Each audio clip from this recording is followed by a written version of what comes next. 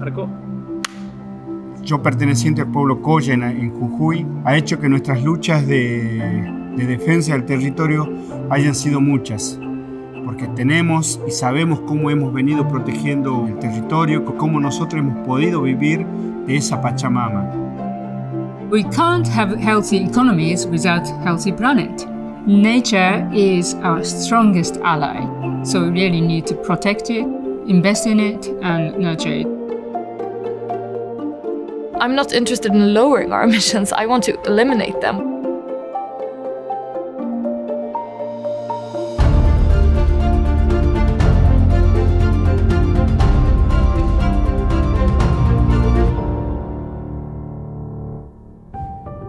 Since 1970, we have already lost about 70% of all the wildlife populations.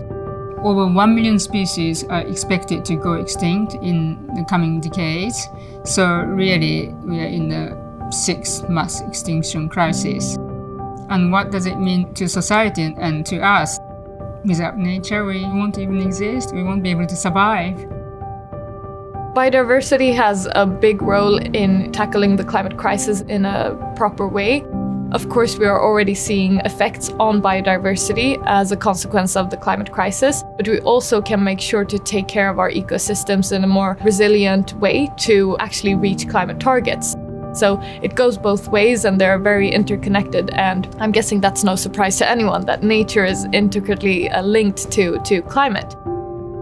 Se producen muchos factores que hacen que las comunidades o la misma biodiversidad se vea afectada. Entonces lo que nosotros hacemos es poder dar soluciones que son propias, ancestrales, culturales y que tenemos una forma propia de vida. Entonces los pueblos indígenas mantener viva nuestra cultura, pero también mantener viva los recursos naturales.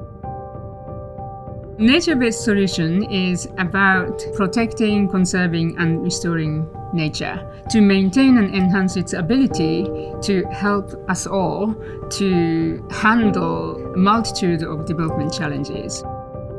Nature-based solutions can provide 37% of cost-effective CO2 mitigation needed by 2030. We have a goal on net zero by 2045. So it's not a matter of, trying to suffocate our society and lowering our emissions bit by bit. It's a matter of transitioning what we do, how we do it, and actually discussing with big industries, with transport sector, with agriculture, how they all can reach net zero by doing things in a different manner, not whether they are doing them or not. As a UNDP, we are supporting lots of on-the-ground work in 140 countries for nature-based solutions and conservation to increase the funding available for biodiversity, but also looking at the negative finance. For example, if we're talking about agricultural subsidies around the world, 80% at least is harmful to nature or human health. So that sort of negative finance needs to be redirected to more nature positive or at least nature neutral sort of finance. We're proud to be a big contributor to different climate initiatives that invest in different parts of the world. But it's not a matter of only giving the money and them being done. It's a matter of cooperating in a constructive way and making use of the knowledge that we have all around the world, because there's so much knowledge that we're not using in a proper way. Un concepto importante es la formación de guardianes y guardianas comunitarias.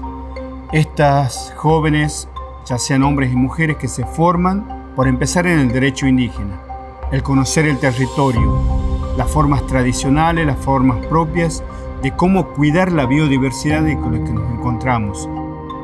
We live on one earth, we share the air, we share the ocean, and there's no point in any country getting there first and, waving towards all the other countries, look at us, we're done. That's not what it's about. It's about developing our whole world in a positive way.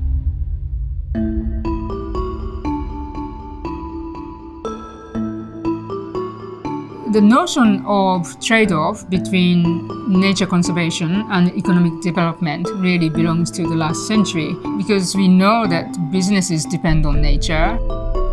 Currently, our investment in nature conservation is 0.2% of the global GDP. when half of the economy, half of the global GDP is dependent on nature. That doesn't make sense.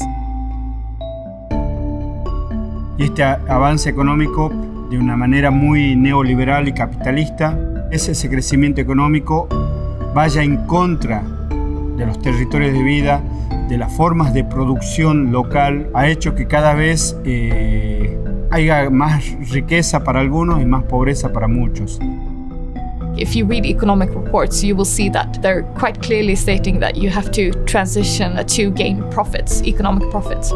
There will only be breadcrumbs left of a fossil economy that, you can scrape that up if you'd like to, but you're going to be very hungry in the future. Es importante participar en estos debates que se abren, no al choque, no a irnos a enfrentar, sino a ir a complementarnos a acciones que nos permitan poder avanzar. I'm part of a generation that's quite worried because we're not doing good enough and we're not doing all that we have to do fast enough, and I encourage everyone to be active and to contribute to a positive development because it is possible. The current biodiversity finance gap per year is around 700 billion. It's around 0.7% of the GDP. So by investing much less than 1% of the GDP, we should be able to finance action necessary for implementing the global biodiversity framework, which is a bargain, really. Tengo esperanza de que este mundo se puede transformar. Los indígenas en el mundo estamos dispuestos a poder ayudar, a colaborar y a ser parte de este cambio que se tiene que dar.